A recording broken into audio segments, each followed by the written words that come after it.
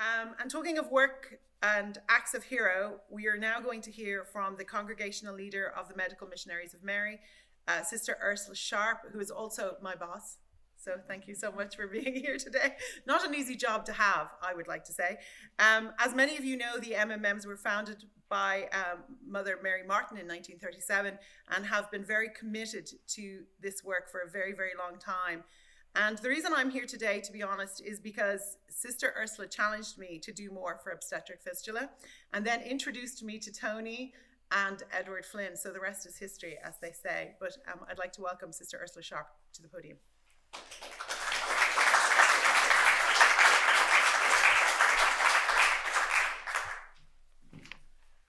It sounds like I came in through the back door for this. I'd like to say good morning to Mrs. Higgins and to my companions on the journey. When Nadia asked me would I like to say a few words, initially I said, why me? And then I remembered two wonderful people that I had seen doing the fecal vaginal fistula repair work. And I said, yes, let me honor two people. So I want to honor two MMMs, Sister Anne Ward and Sister Maura Lynch. And I witnessed both of them operating at different times. And I thought about the skill that's needed, but the time that's needed to do one of these operations. They could be there for an hour, 2 hours, 3 hours, 4 hours, and maybe it doesn't work and they go back and they continue on. And if, without going into any graphic details, you can imagine the position that the surgeons are in when they're doing this operation. It is very difficult. So, Anne Ward and Maura Lynch. I want to talk about what they had in common and why they were different. Sometimes we see all these beautiful films, but we forget about the people that are actually at literally the coalface. So Anne Ward was a Donegal woman and Maura Lynch was from Cork. They were both joined the Medical Missionaries of Mary out of school, and they both studied medicine in UCD. Anne was a bit older than Maura. Anne went on to study obstetrics and gynecology, and Maura did surgery. Maura wanted her main idea was to do maternity care, but because she felt if she trained as a surgeon, she would also be able to do some maternity work, and that's exactly what she did. They were both missioned to Africa after their studies. Anne went to eastern Nigeria, and Maura went to Angola. Maura was in Angola through the Angolan Civil War.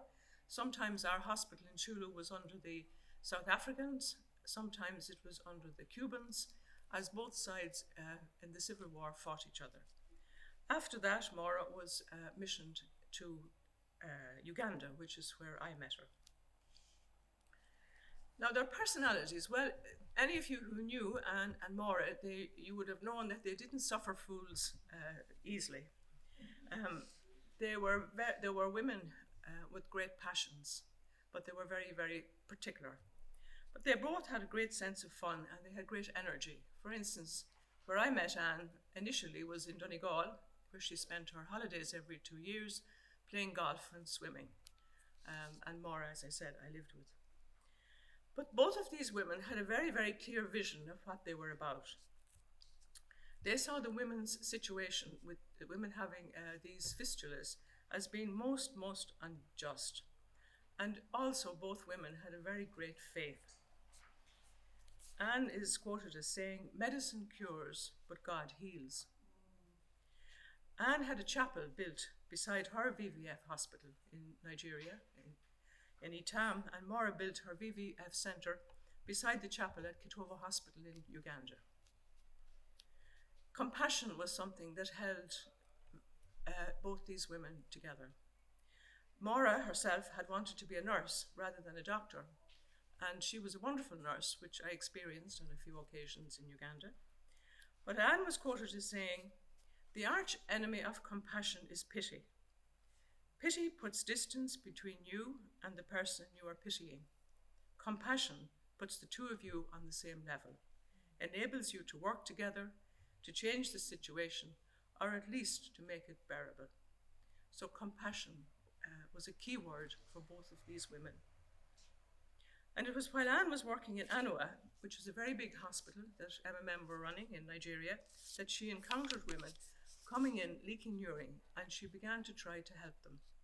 She developed a simplified surgical approach to fistula and coupled it with intensive pre-op and post-op care. Now I'm going back 40, 50 years, when the only hospital that was doing this at the time was the hospital that you have seen in Ethiopia.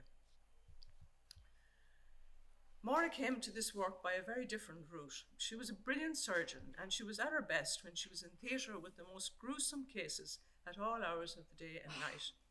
However, she suddenly developed a detached retina and went blind in one eye, so that put an end to her surgery.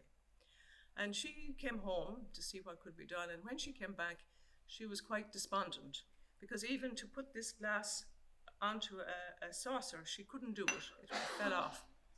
So it took her a long time to come to terms with the fact that she couldn't do surgery anymore.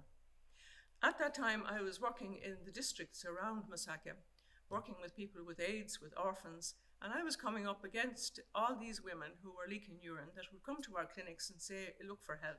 And before they came near, we could smell them, and people would move away from them.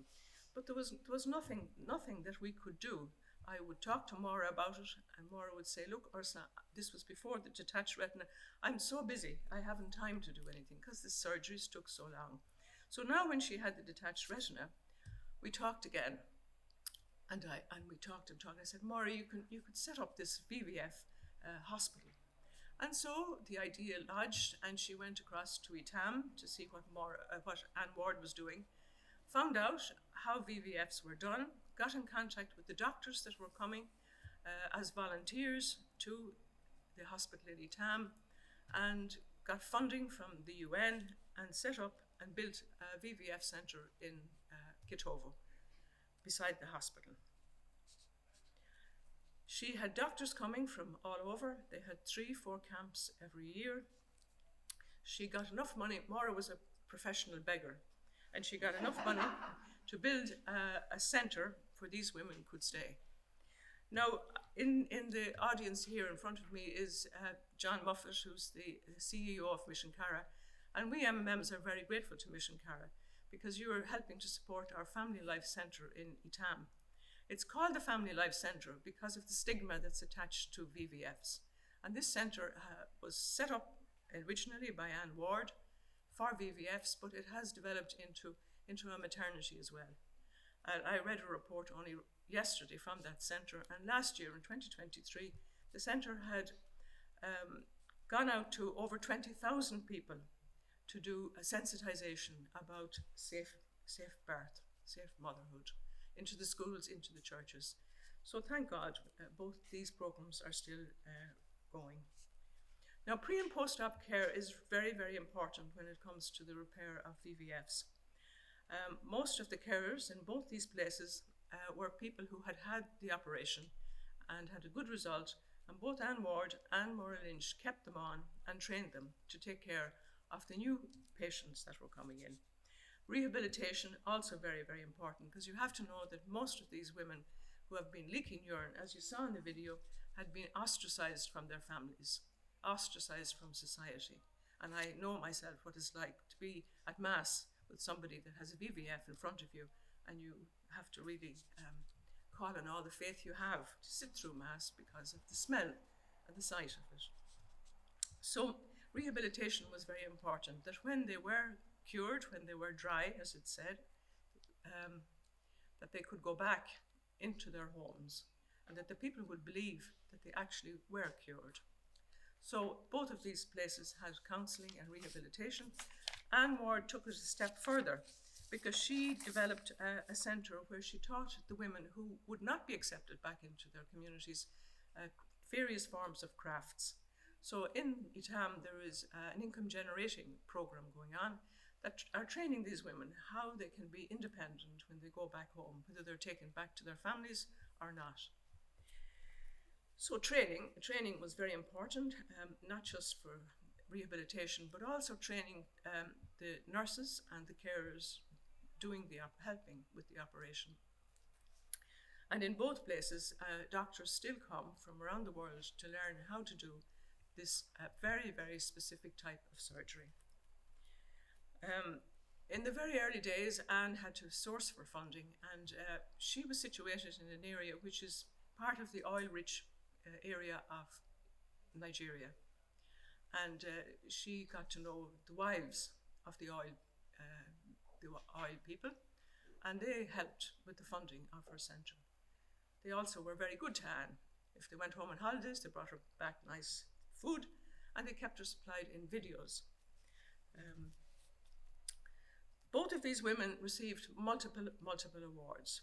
They were both received honorary fellowships, Anne in surgery, Maura in obstetrics and gynecology, and it would be too long to list all the awards that they got. During Anne Ward's time, she herself treated over 2,000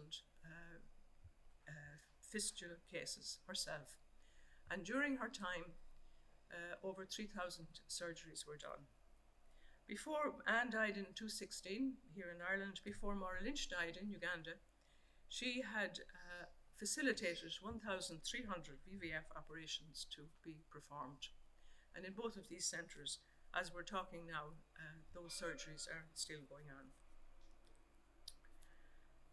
Maura died on her 50th anniversary in Uganda. Her wish was to die and be buried in Uganda. And at her funeral, they celebrated. She had it all prepared. Maura was very organised. She had it all prepared. She had her cake and everything ready, not knowing that she was going to die. So instead of a mournful, they celebrated her 50 years with her cake and everything that she had organised beforehand. So that's the story of these, in my eyes, two great women.